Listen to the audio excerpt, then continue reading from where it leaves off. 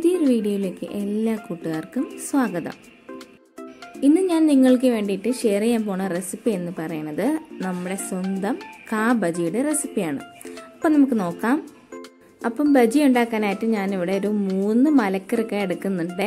മലക്കറിക്ക നമ്മളിവിടെയൊക്കെ മലക്കറിക്ക എന്നാണ് പറയുന്നത്. പിന്നെ വേറൊരു പേരെന്ന് പറഞ്ഞാൽ മൊന്തങ്കായ എന്ന് നമ്മളിതിനെ പറയും, മൊന്തങ്ക.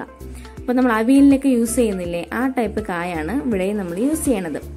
അതിന് ശേഷം നമ്മൾ നന്നായിട്ട് ഇതിൻ്റെ തൊലിയൊക്കെ ഒന്ന് ചെത്തി മാറ്റി കൊടുക്കണം.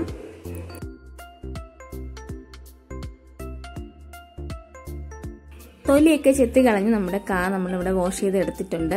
ഇനി നമുക്ക് ഈ കാണുന്ന പോലെ വളരെ കട്ടി കുറച്ചിട്ട് ഒന്ന് കട്ട് ചെയ്തെടുക്കണം. എപ്പോഴും കട്ട് ചെയ്യണ സമയത്ത് ഇതുപോലെ വളരെ തിന്നായിട്ട് വേണം കട്ട് ചെയ്യാനായിട്ട്, ഇല്ലെങ്കിൽ നമ്മൾ ബജി ഉണ്ടാക്കുന്ന സമയത്ത് അത് കുക്കായി കിട്ടാൻ ബുദ്ധിമുട്ടായിരിക്കും. അങ്ങനെ വളരെ കട്ടി കുറച്ച് കട്ട് ചെയ്തതിന് ശേഷം നമുക്കിതിലേക്ക് ആവശ്യത്തിനുള്ള ഉപ്പും കൂടി ഒന്ന് ചേർത്ത് കൊടുത്തിട്ട് കുറച്ച് സമയം ഒന്ന് റെസ്റ്റ് ചെയ്യാൻ വെക്കണം. ബജി ഉണ്ടാക്കാൻ പ്ലാൻ ഇട്ട സമയത്ത് നോക്കിയപ്പോൾ കായത്തിൻ്റെ പൊടിയില്ലായിരുന്നേ.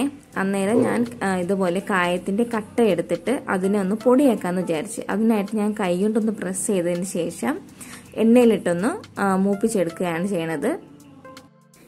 എണ്ണയിലിട്ട് നന്നായിട്ട് 2 ഭാഗവും നല്ല ബ്രൗൺ കളർ ആവുന്നത് വരെ ഒന്ന് ഫ്രൈ ചെയ്തെടുക്കണം. അപ്പോൾ ഇത് ഫ്രൈ ആയിട്ടുണ്ട്. ഇനി നമുക്കിത് ഒന്ന് മാറ്റി തണുക്കുന്നത് വരെ ഒന്ന് വെയിറ്റ് ചെയ്യണം. തണുത്തതിന് ശേഷം ഈ കാണുന്ന പോലെ ഒരു പ്ലാസ്റ്റിക് റാപ്പിലെടുത്തിട്ട് ഇങ്ങനെ വെച്ചൊന്ന് ചപ്പാത്തിൻ്റെ സ്റ്റിക്ക് ഇട്ടൊന്ന് പൊടിച്ചെടുക്കണം. ഇങ്ങനെ ഒരു 2-3 മിനിറ്റ് ചെയ്യുമ്പോഴത്തേക്ക് നമ്മുടെ പൊടിച്ചിട്ടുള്ള പൊടിക്കായ ഇവിടെ റെഡിയായി കിട്ടും. അപ്പോൾ അത്യാവശ്യ ഘട്ടത്തിൽ ഇപ്പോൾ കായപ്പൊടി ഇല്ലെങ്കിൽ നമുക്ക് ഇതുപോലെ ചെയ്തെടുക്കാവുന്നതാണ്.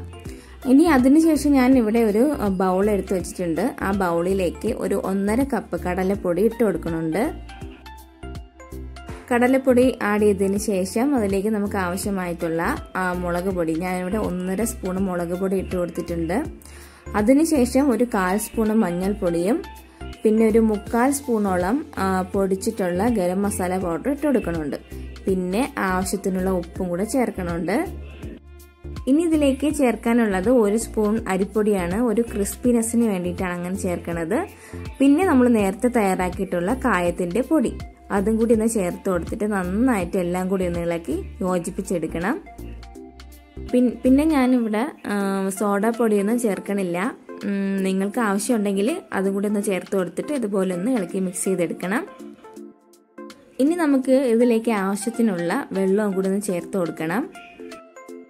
എപ്പോഴും നമ്മൾ തിക്കായിട്ടുള്ള ബാറ്റർ തയ്യാറാക്കുന്ന സമയത്ത് വെള്ളം വളരെ സൂക്ഷിച്ച് വേണം ഒഴിക്കാനായിട്ട്. നമുക്ക് വെള്ളം ഒരുപാട് കൂടിപ്പോയാൽ ഉദ്ദേശിക്കുന്ന രീതിയിൽ അത് കുക്ക് ചെയ്തെടുക്കാൻ പറ്റൂല.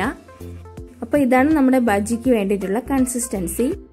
നേരത്തെ നമ്മൾ കായം ഫ്രൈ ചെയ്യാൻ ഉപയോഗിച്ച സെയിം എണ്ണയാണ് ഇവിടെ യൂസ് ചെയ്യണത്. കുറച്ചുകൂടി എണ്ണ ഒഴിച്ചു കൊടുക്കണം.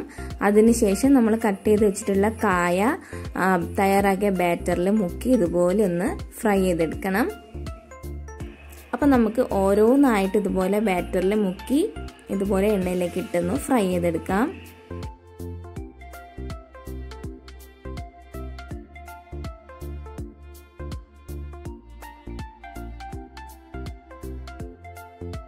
ഇപ്പം ഇത് ഒരു വശം റെഡി ആയിട്ടുണ്ട്. ഇനി നമുക്കിതൊന്ന് മറിച്ചിട്ട് കൊടുക്കണം. മറുവശവും കൂടി ഇതുപോലെ ഒന്ന് ഫ്രൈ ചെയ്തെടുക്കാം.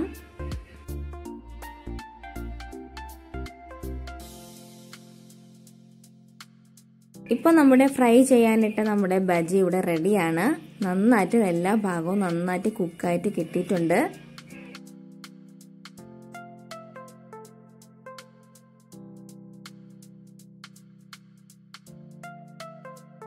ഇനി നമുക്കിത് കോരി മാറ്റി കൊടുക്കാം. ഇപ്പം നമ്മുടെ നല്ല സ്പൈസി ആയിട്ടുള്ള നമ്മുടെ കേരള ബജി ഇവിടെ റെഡിയാണ്.